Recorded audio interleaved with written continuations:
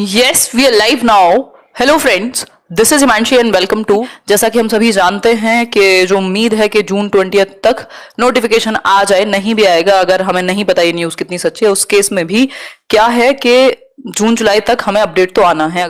तो हम कह सकते हैं कि हमें तैयारी करनी शुरू कर देनी चाहिए। और अगर आप सीटेट की तैयारी कर रहे हैं, चाहे पेपर 1 की करें चाहे पेपर 2 की करें, घर बैठ के आप सेल्फ स्टडी से कैसे तैयारी कर सकते हैं, इसी टाइम से आप कैसे शुरू कर सकते हैं कि आप बिल्कुल इंश्योर कर लें कि आपका जो क्वालिफाइंग एग्जाम है वो क्वालिफाइड हो जाए, बल्कि बेहतर नंबर से हो जाए।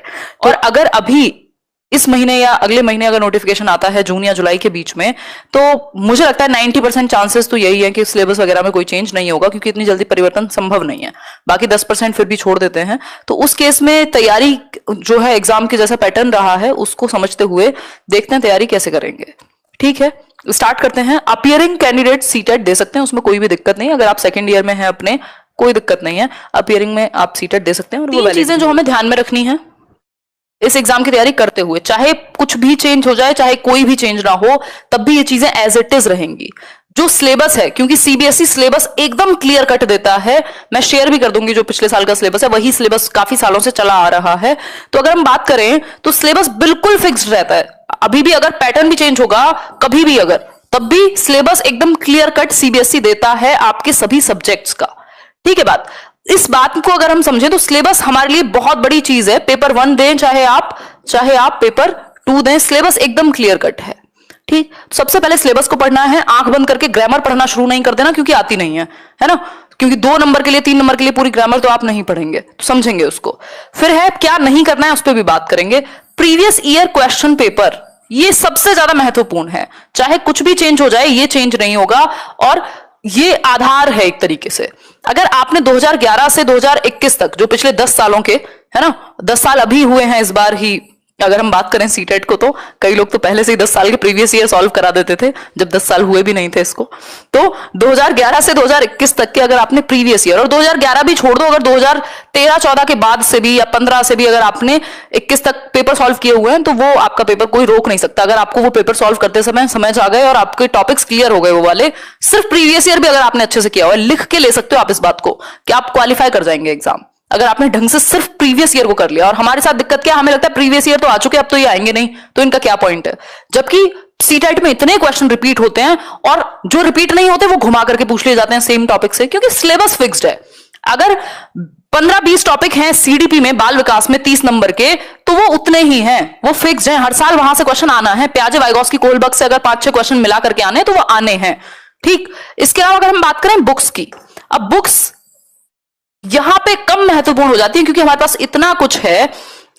सिलेबस सबसे पहले आप देख सकते हैं, प्रीवियस ईयर पेपर आपके पास होना चाहिए, चाहे तो आप खरीद लीजिए, कोई भी बुक ले लीजिए, जैसे मैं आर गुप्ता बताती हूं, बट उसमें 2020 तक का ही है, तो किरण पब्लिकेशन का 2021 तक है, उसमें वो ले सकते हो, हिंदी मीडियम में ही अवेलेबल है अभी सिर्फ।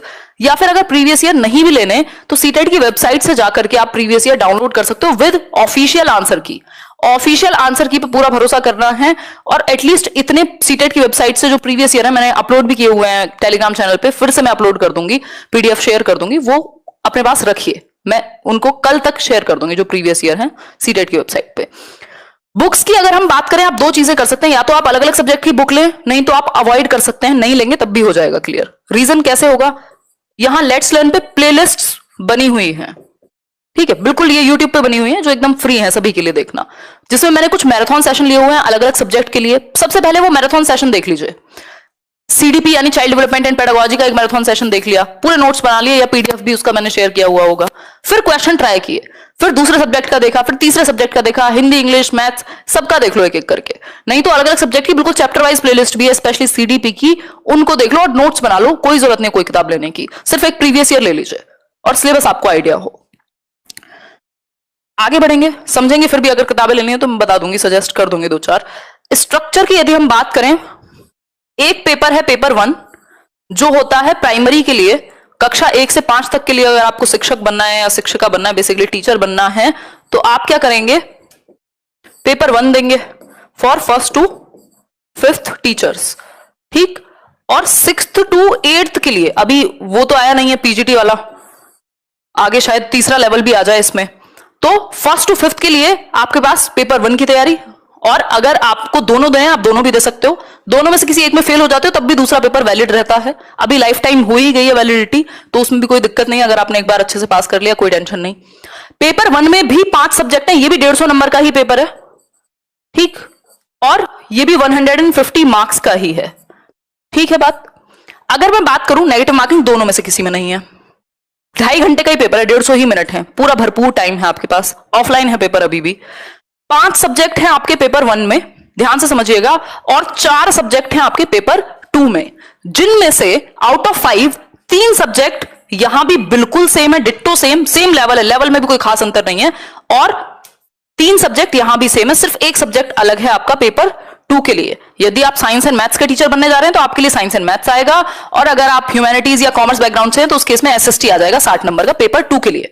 बाकी इसमें दोनों ही पेपर में 3 सब्जेक्ट बिल्कुल कॉमन है, 3 सब्जेक्ट का मतलब है 90 नंबर बिल्कुल कॉमन, 90 मार्क्स बिल्कुल सेम है। तो ऐसा नहीं है आपको दोनों पेपर की अलग अलग तैयारी करनी है, आपको सिर्फ ढंग से तैयारी शुरू करनी है। और वो जो 3 सब्जेक्ट हैं जो तीनों कॉमन है, बाल विकास यानी child development and pedagogy, English, Hindi, ये दोनों जो तीनों सब्जेक्ट हैं ये बिल्कुल कॉमन है और लेवल में ज्यादा अंतर नहीं रहता, क्योंकि दोनों पेपर का सिलेबस सेम है इन तीनों सब्जेक्ट का। अगर आप सिलेबस उठा के देखेंगे, सीडीपी बाल विकास का सेम सिलेबस मिलेगा, इंग्लिश हिंदी का सेम सिलेबस मिलेगा, पेपर 1 के लिए भी पेपर 2 के लिए भी। और जब आप प्रीवियस ईयर प्रैक्टिस करेंगे ना, पेपर 1 के भी कीजिए और पेपर 2 के भी कीजिए, तीनों सब्जेक्ट के, आपको कोई और प्रैक्टिस सेट की जरूरत ही नहीं पड़ेगी।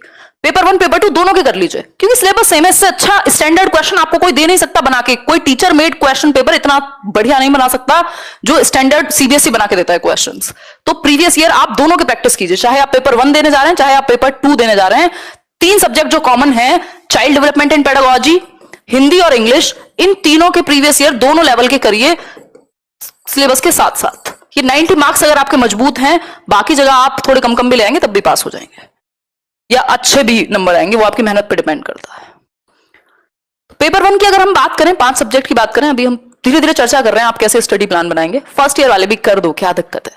देखो पेपर 1 की अगर हम बात करें तो ये है कुछ 5 subject, child development and pedagogy यानी बाल विकास एवं शिक्षण शास्त्र, 30 नंबर का आता है, 30 क्वेश्चन आएंगे, एक नंबर का एक क्वेश्चन होगा, ठीक। मैथमेटिक्स सबसे पहले प्रीवियस ईयर उठा के देखो, जिन्होंने पहली बार तैयारी करने जा रहे हैं जो लोग, मैथमेटिक्स। अब ये मैथमेटिक्स नॉर्मल मैथमेटिक्स नहीं है, ये गलती हम बहुत ज्यादा करते हैं। 15 नंबर का इसमें मैथ्स आएगा, जो 1st to 5th लेवल की अगर आप प्राइवेट स्कूल के बच्चों की बुक उठा लेंगे, क्योंकि इसमें एनसीईआरटी बहुत हल्की सी है, और प्लस प्रीवियस ईयर, तो वो कंटेंट है 15 नंबर का, या सिर्फ प्रीवियस ईयर से भी कर लोगे तो भी हो जाएंगे, बेसिक कैलकुलेशन। और बाकी के 15 नंबर में क्या है, पेडागोजी है मैथ्स की। वो पेडागोजी हम यहां भी लेट्स लर्न पे भी डिस्कस करते हैं। बेसिकली पेडागोजी का मतलब है आप पढ़ाएंगे कैसे उस सब्जेक्ट को, मैथ्स को आप पढ़ाएंगे कैसे। तो हर सब्जेक्ट में 15-15 नंबर की पेडागोजी है। जैसे ईवीएस है 15 से 20 नंबर कंटेंट और 15 नंबर आपका पेडागोजी।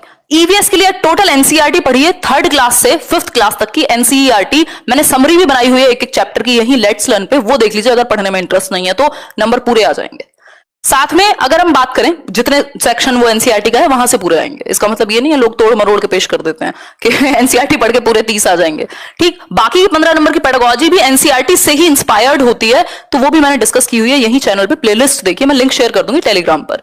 लैंग्वेज 1 की अगर मैं बात करूं तो ये कंपलसरी होती है, जो भी आपको सही लगे आप ले सकते हैं। मान लीजिए लैंग्वेज 1 हिंदी है, वैसे हिंदी ही लीजिएगा अगर आपको हिंदी बोलनी आती है या पढ़नी आती है। कई लोग इंग्लिश ले लेते हैं। लैंग्वेज 1 कंपैरेटिवली मुश्किल आती है लैंग्वेज 2 से। उसका रीजन ये है कि यहां पे लिटरेचर संबंधी क्वेश्चन भी पूछ लेगा, कई बार थोड़ा सा ग्रामेटिकल भी पूछेगा, तो मुश्किल पूछेगा लैंग्वेज 1 का।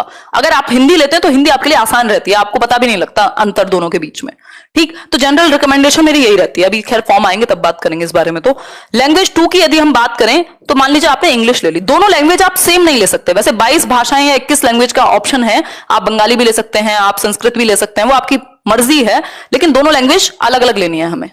स्टैंडर्ड हम हिंदी इंग्लिश मान के चल रहे हैं।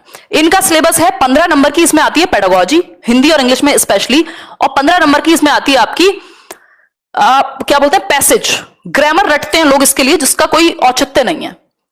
पेडागोजी है आप पढ़ाएंगे कैसे हिंदी को, कुछ 5-7 टॉपिक हैं सिर्फ सिलेबस में। मैंने यहां लेट्स लर्न पे चैप्टर वाइज कराए हुए हैं, इंग्लिश में भी मैंने चैप्टर वाइज कराया हुआ है पेडागोजी सेक्शन।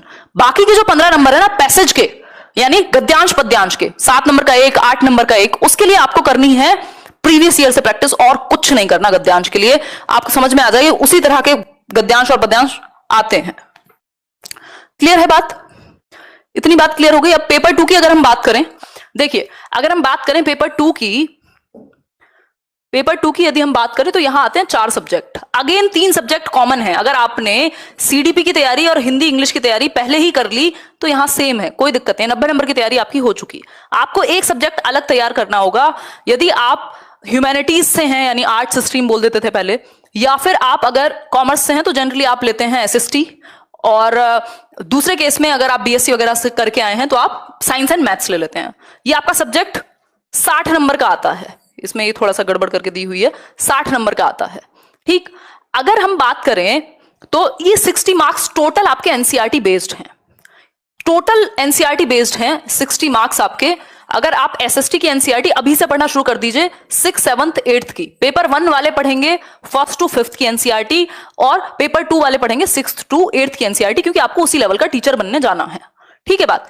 तो ये अगर आपका एसएसटी सब्जेक्ट है तो आप एसएसटी की, जैसे हिस्ट्री पॉलिटी और ज्योग्राफी, ये सारी ऑनलाइन फ्री में अवेलेबल है। मैं लिंक भी दे दूंगी वेबसाइट का, जहां एनसीईआरटी की वेबसाइट पे अवेलेबल है, माय पाठशाला और समथिंग लाइक दैट है, जिसपे सारी एनसीईआरटी किताबें अवेलेबल हैं। अगर आप नहीं भी जा पा रहे हैं, पैसे नहीं खर्च करना चाहते हैं, तो ऑनलाइन भी पढ़ सकते हैं, है ना। तो या फिर समरी देख सकते हैं, यूट्यूब पे अलग अलग चैनल्स आपको मिल जाएंगे जो बहुत अच्छे समरी डिस्कस कराते हैं, क्योंकि यूपीएससी वगैरह में पूछी जाती है एसएसटी की समरी, तो वो भी आप देख सकते हैं चैप्टर वाइज। इसके अलावा प्रीवियस ईयर को जरूर पढ़िए, उससे आपको पता लगेगा एनसीईआरटी से क्वेश्चन बना कैसे है। साइंस और मैथ्स के लिए भी सेम है 6th to 8th की एनसीईआरटी।